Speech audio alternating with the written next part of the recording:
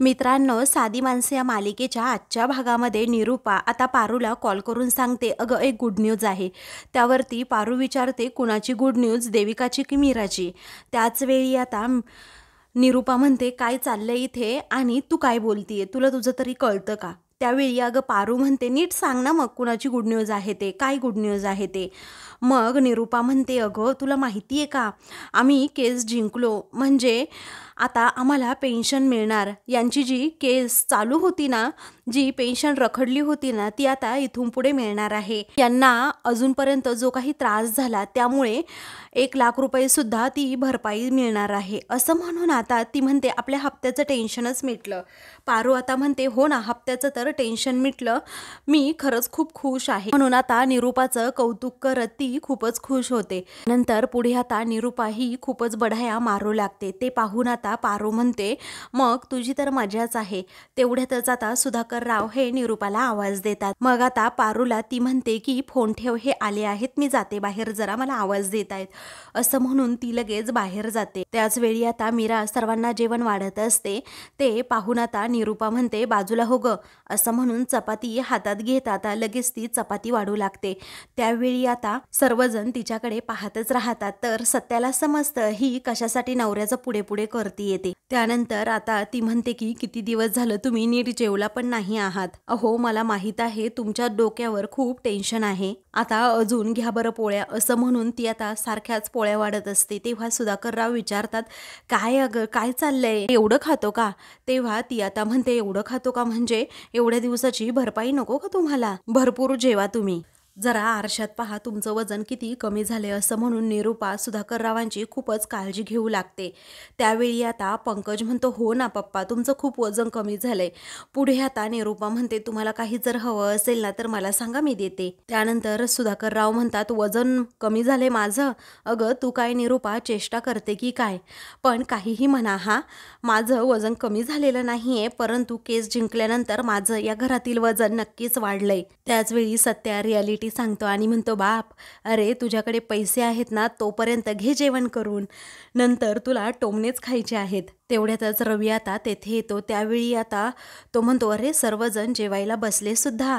मग आता सुधाकरराव म्हणतात, नाही रे बाळा, आत्ताच बसलो, ये ना बस. त्याच वेळी आता तो म्हणतो की शेफ स्पेशल डेझर्ट शिवाय तुमचं जेवणच होऊ शकत नाही, तेव्हा आजचा दिवस सेलिब्रेट झालाच पाहिजे, हिप हिप हुर्रे, असं आता रवी मोठ्यानेच म्हणतो आणि सुधाकररावांना मिठाई भरवतो. तेव्हा बापाचा विजय असो, असं सत्य आता मोठ्यानेच म्हणतो. तर रवी आता पुढे येतो आणि मीराला लगेच स्वीट भरवतो. म्हणतो की वहिनी, अगं मला सत्यादादाने सगळं सांगितलं की ही केस फक्त तूच जिंकवली आहे, यशाची खरी मानकरी तूच आहे, कारण तूच ती करामत केली. असं म्हणून तो म्हणतो, अजून घे ना हे स्वीट. त्यावेळी ती म्हणते, नको बस झालं. मग आता मीराचं इथे कौतुक होताना पाहून मात्र पंकज, देविका आणि निरूपाचा जळफळाट होत असतो. त्यानंतर आता रवी म्हणतो, वहिनी तुला एक सांगू का ग, खरं तू आणि सत्यादादा दोघेही ग्रेट आहात.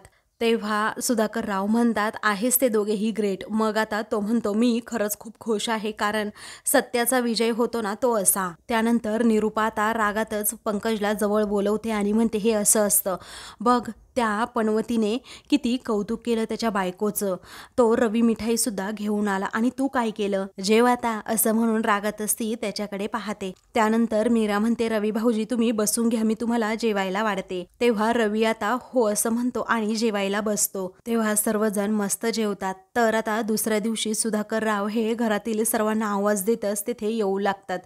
मग आता हॉलमध्ये सर्वजण आल्यानंतर विचारतात, काय झालं काय?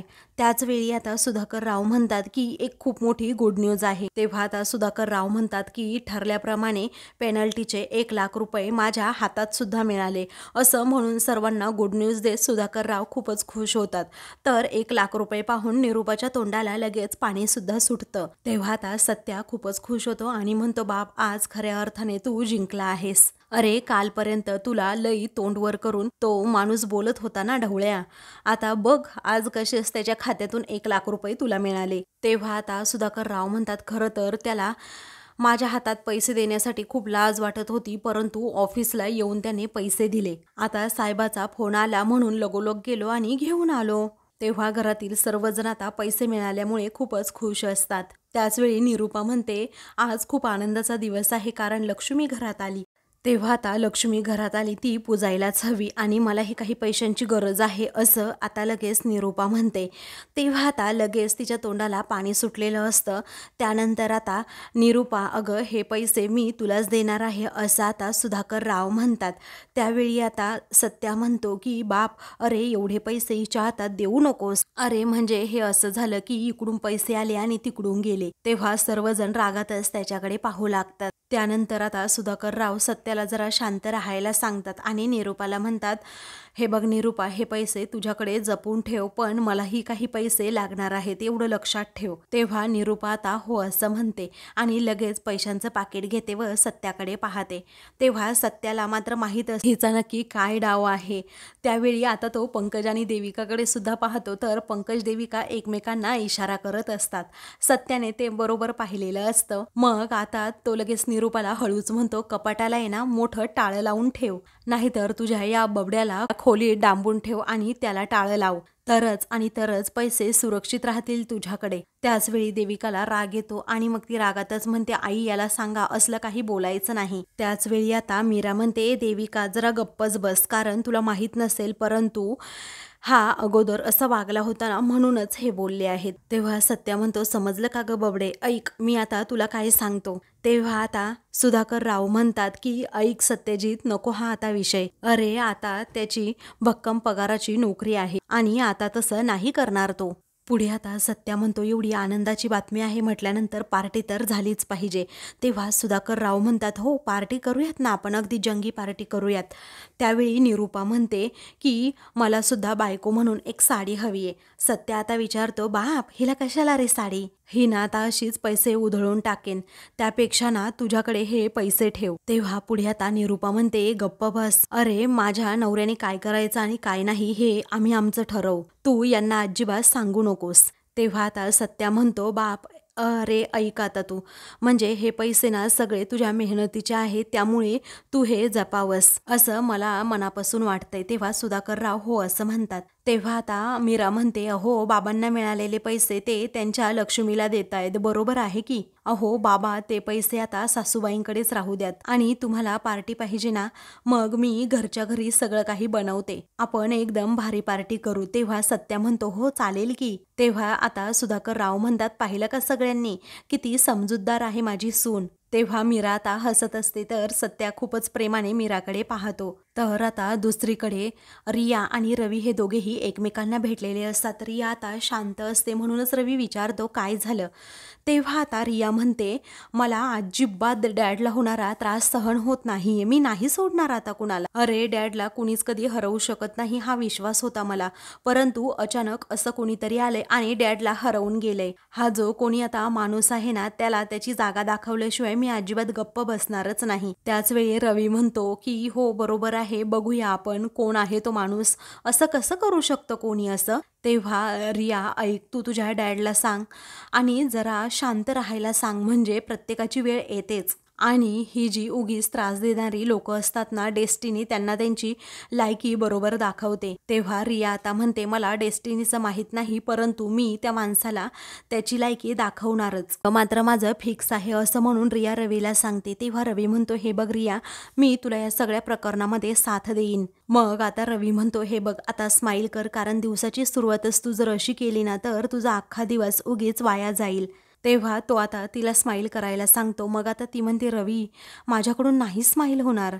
तेव्हा आता तो म्हणतो स्माईल. मग आता ती थोडीशी स्माईल करते. त्यावेळी आता रवी तिला म्हणतो की तू चिडली ना, खूप सुंदर दिसतेस. तर इकडे राज हा मीराकडे आलेला असतो. तेव्हा मीरा आता लगेच हॉलमध्ये येते. तर आईने एवढी पिशवी तुझ्याकडे दिली आहे असं राज म्हणतो.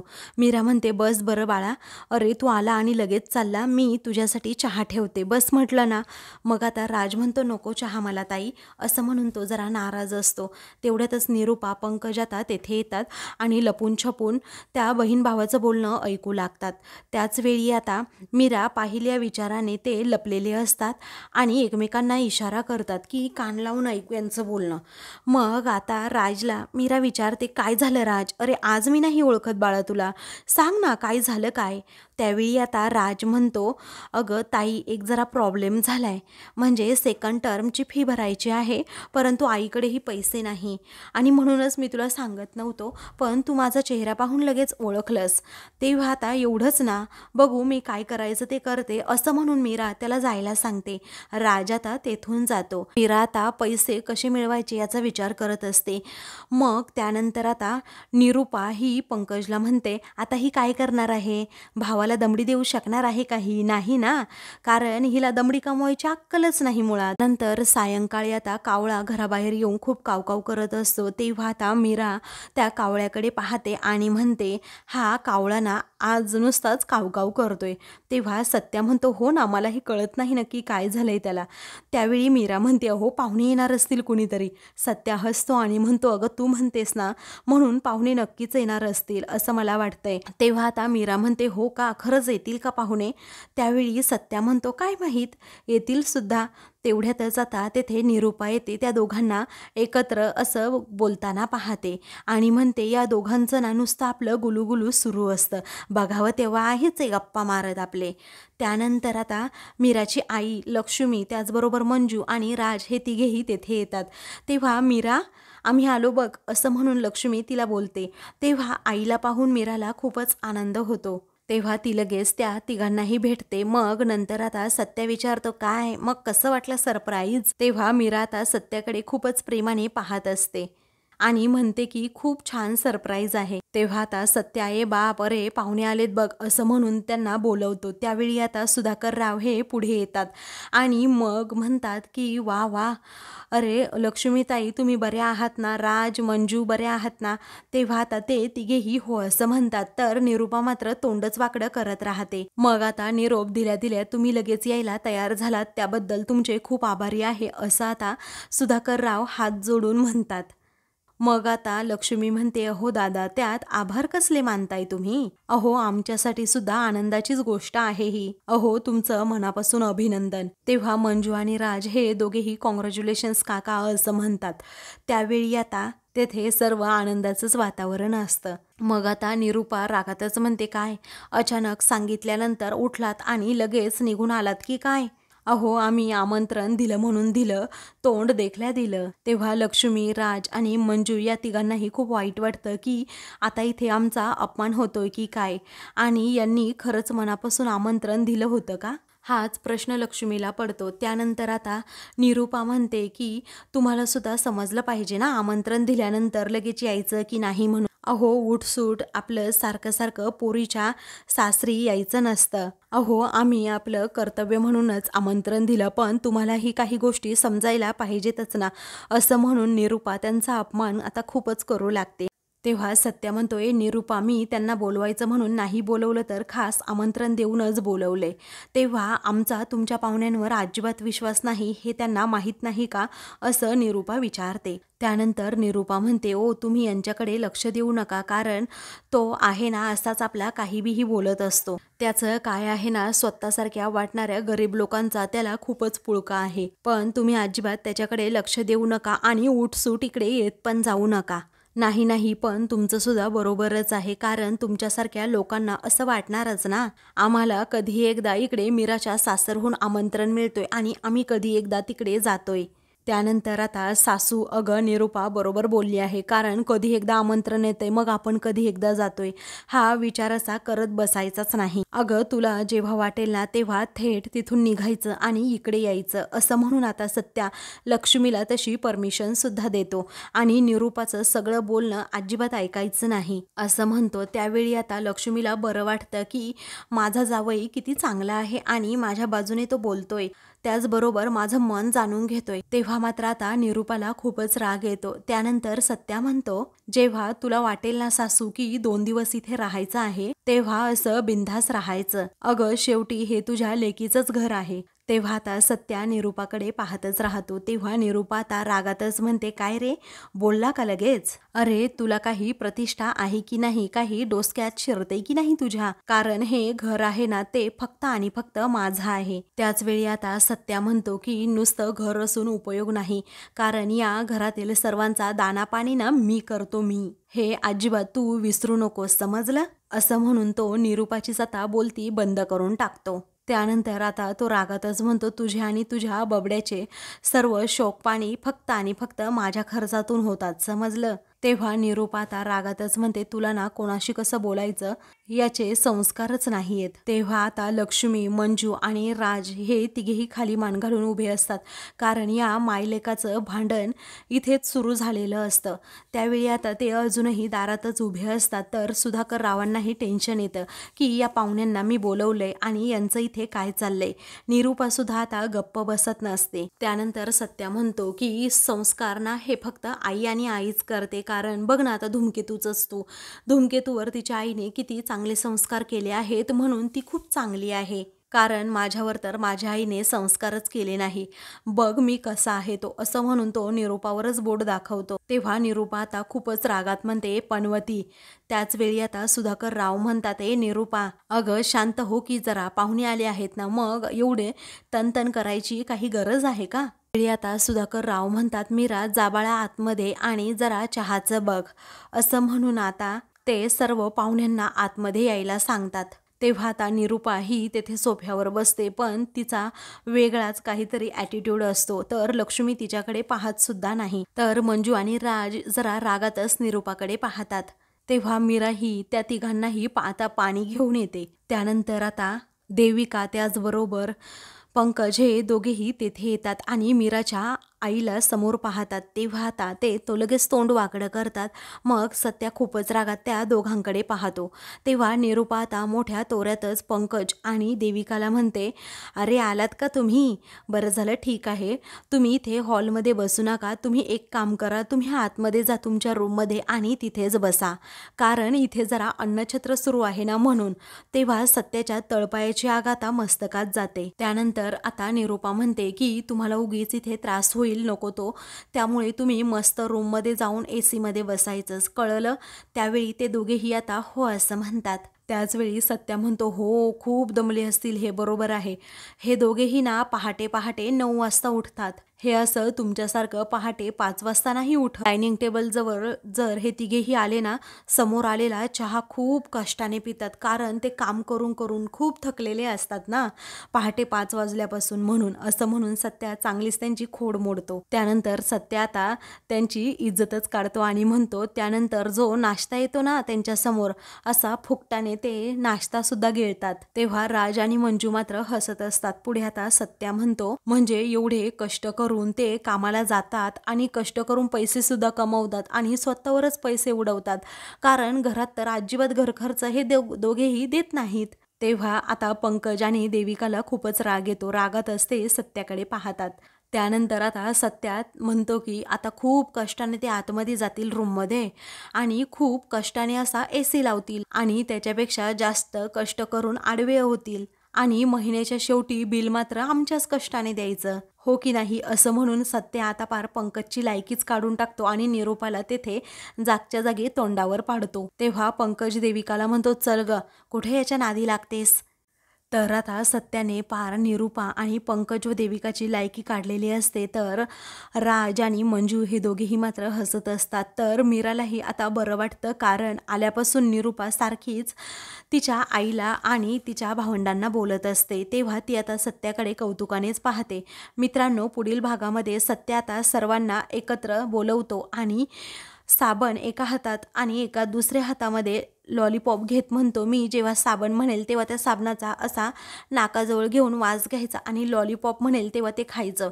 तेव्हा तो असा खेळ आता सर्वांना खेळायला सांगत असतो. त्याचवेळी मात्र आता पंकज नजर चुकवून लगेच निरूपाच्या रूममध्ये जात लगेच ते 1,00,000 रुपये घेतो आणि म्हणता, घरचे इथे असताना हे 1,00,000 रुपये रोप माझ्यावर अजिबात कधीही येणार नाही, असं म्हणून तो ते पैसे चोरतो आणि खिशात टाकतो. त्यावेळी सत्या आता बाहेर त्याच्या गळ्यात हात घालतो आणि म्हणतो, ए चल आतमध्ये, असं म्हणून तो पंकजला आतमध्ये घेऊन जात असतो. तर ते पैसे आता त्याच्या खिशातून पडतात आणि तो लगेच पायाने ते पैसे दुसरीकडे लोटतो. अशाच मालिकेंचे पुढील भाग पाहण्यासाठी चॅनलला सबस्क्राईब करा.